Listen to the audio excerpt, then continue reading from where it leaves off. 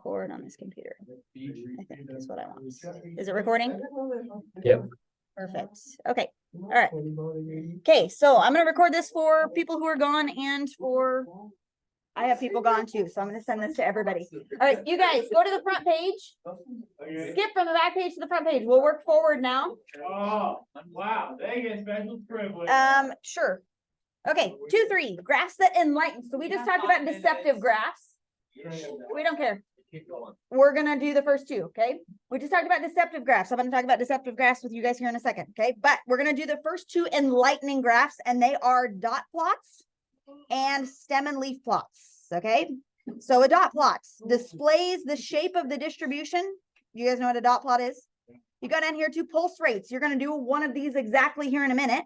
Pulse rates, you can decide how you, Luke, you got to be quiet. We only have not very much time left, okay? Pulse rates.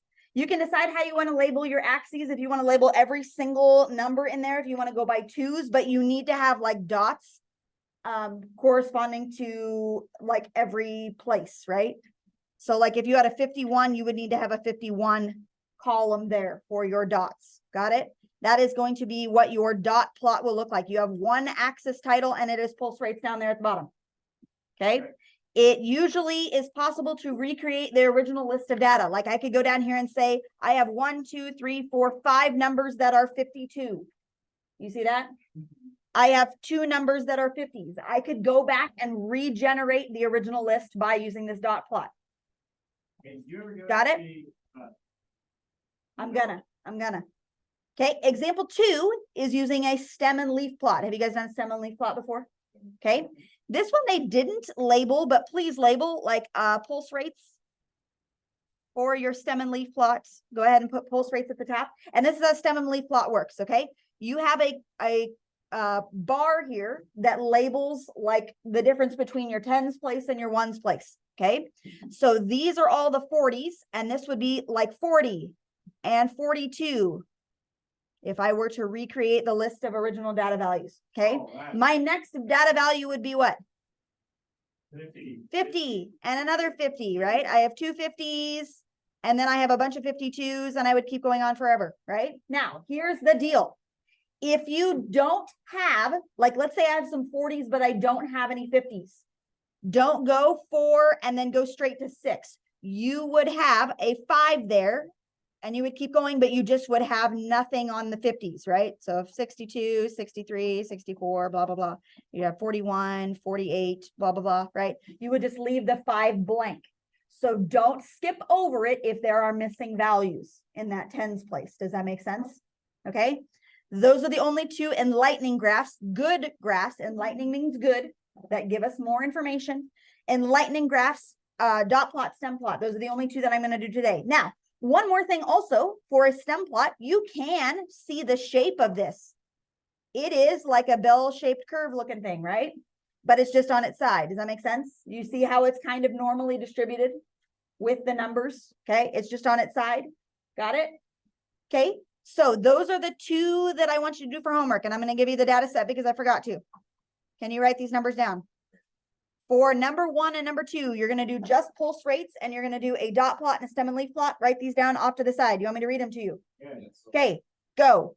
80, 94, 58, 66, 56, 82, 78, 86, 88, 56, 36, 66, 84, 76, 78, 64, 66, 78, 60, and 64.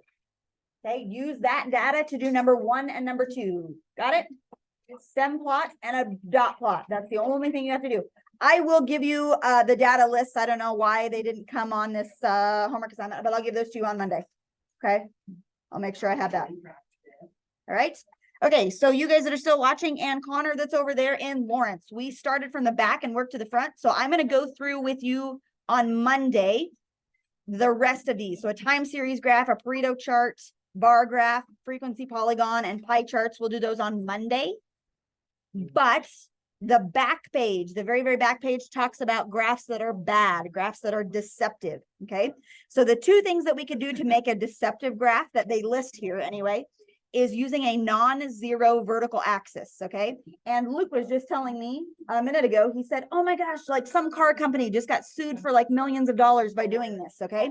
What they did was they used like an axis to graph their data, but they didn't start at zero down here, okay? And what that does is if we just compare these two, this one is correct. This is using a zero vertical axis. You fixed. Yeah. Uh-oh. That one. What happened? I got you a new one. I got you another one. Oh, it didn't get printed or what? Yeah. Cool. So that's the correct one because it starts at 0 and it goes all the way up to, I don't know, this one goes up to like 24, which is the highest, or 25, which is the highest percentage that we would need to go to. But the fact that it starts at 0 makes it look like OxyContin is double what the placebo drug was, which is correct, right? This bar is twice as tall as the other bar. But if I look at this one where they started at 10%, it makes it look like this is like 10 times larger than this, right? So like tricks our brain into thinking that OxyContin is way better than the placebo, where actually, I mean, double is still pretty good, but it's not as good looking as what this one does. This is like trying to shock us into believing that OxyContin is like this some wonderful thing, when actually it's only double what the placebo is rather than 10 times, okay? So we want to make sure that when we are graphing stuff, we start always at 0, especially if you're using percentages, actually always starting your vertical axis at 0. Now, yesterday when we were doing histograms, we got away with doing one of these. You can start your x-axis other than 0, but never your y-axis. Does that make sense? Okay, like our classes started at like 50 and went 50, 60, blah, blah, blah. That is acceptable, but you always want to start at 0 on your vertical axis, okay? Otherwise, you'll have some graphs that look distorted. It looks more, I don't know, useful, or makes the results look better than they are. Okay. So we don't want to lead people to believe that. Okay. Luke said that some car company had like this, a graph that looked like this, and they were talking about safety ratings or something. And the safety rating here was like 99.98, and this was 99.92. And they did that. And I'm like, holy crap, that's way not, I mean, yes, this one's better, great, but like not as better looking than the other one was. And they like singled out a car company, and the other car company, of course, got really mad and sued them for millions of dollars. And I guess they won. So, because that graph is deceiving. Okay. It's showing the real numbers, yes, but the way that they've made the towers do not look proportionate. Okay. The other thing that they can do that is not acceptable is doing pictographs. I know when they introduce like graphs and stuff in math class in elementary school, they do this a lot because what little kid doesn't like to look at graphs when they're doing this? So here's the problem. If we're doing 18% of US households that smoke in 2013 versus 37% that smoke in 1970, okay, this was almost double what it is now, right? In 2013, it was double.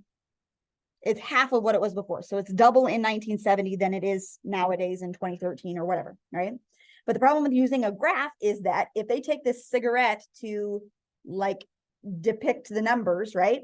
This cigarette is however long.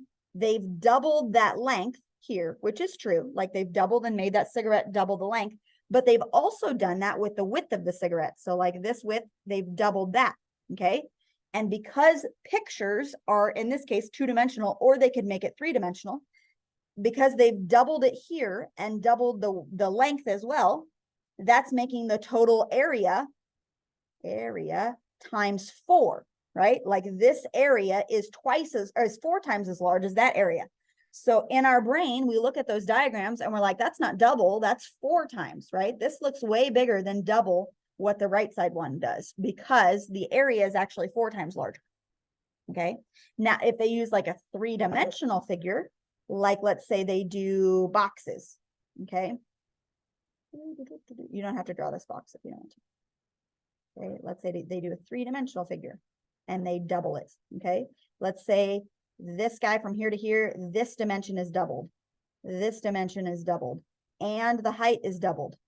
Do you know what this guy's volume is in relationship to the first one or to the smaller one?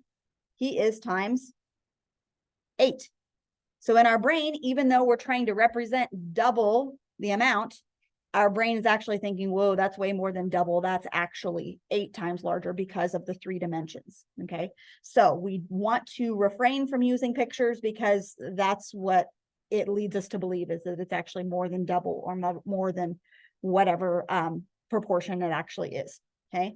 Kind of in the same way as those bars, we want to make sure we start at 0 instead of a non-zero number. Okay. So that's why we don't want pictographs to be a thing. Okay. All right. So last thing for concluding thoughts, they say, and we're going to violate this bullet point number 1. It says, usually if you have 20 sets of, or 20 numbers or 20 data values, you want to use a table instead of a graph. It's not worth graphing the data, and it doesn't really show you a whole lot if you have more or less than 20 numbers. Okay. We're going to violate that rule because I don't want you to have to go through more than 20 numbers to do the graphs, but you need to learn how to do the graphs. So we are going to violate that rule. But typically, if you're like in a company and you're data crunching, you probably need more than 20 values before a graph is going to tell you a whole lot. Okay. Bullet point number 2, a graph of data should make us focus on the true nature of data, not on other elements like eye-catching things like cigarettes. So no pictures like cigarettes. We don't want it to lead us to believe that one proportion is larger than the other. So yes, I know that like using pictures of cigarettes, that's going to like draw people's attention, and that's what they do on commercials and stuff all the time. But that's not giving us the true nature of the data and like what the actual proportions are. Okay. Bullet point number 3, do not distort data. So that's like using a non-zero vertical axis. We want to construct a graph to reveal the true nature of the data. The 4th bullet point, almost all of the ink in a graph should be used for the data and not for other design elements.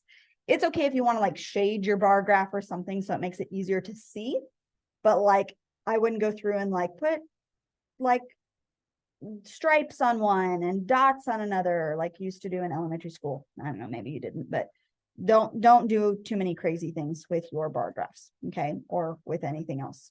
Almost all of the ink on a graph should be used just for the data and not for other design elements. Okay. So that was all sorts of a mess. We did the beginning, like 2 things, and we did the ending 2 things just because I am going to get you guys the data that was missing from your homework assignment.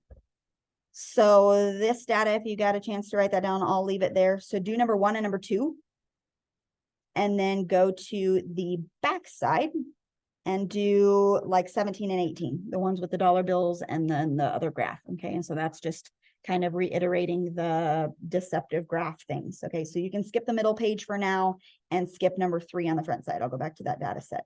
Okay. So if you need to pause, if you're watching the video, if you need to pause and write those numbers down, that's great.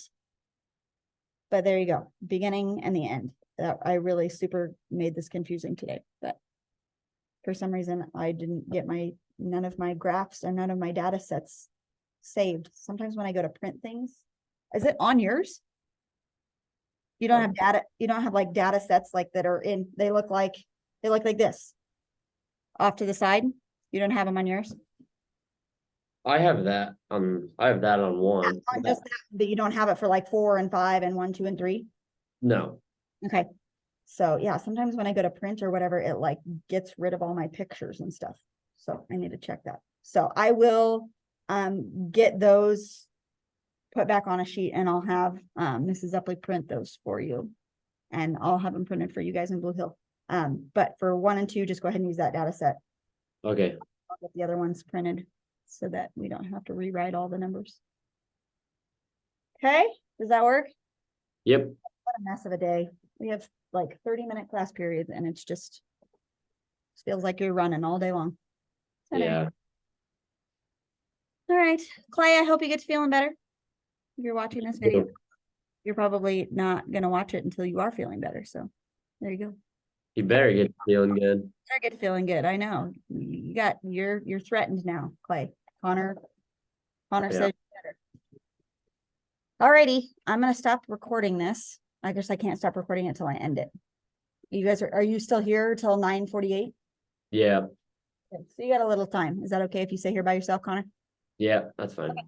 All right, sounds good. I'm going to end this and then I'll send it off. It takes a minute for the Zoom recording to like they email it to me, but it takes like 20 minutes to buffer or whatever until I get an email. So All right.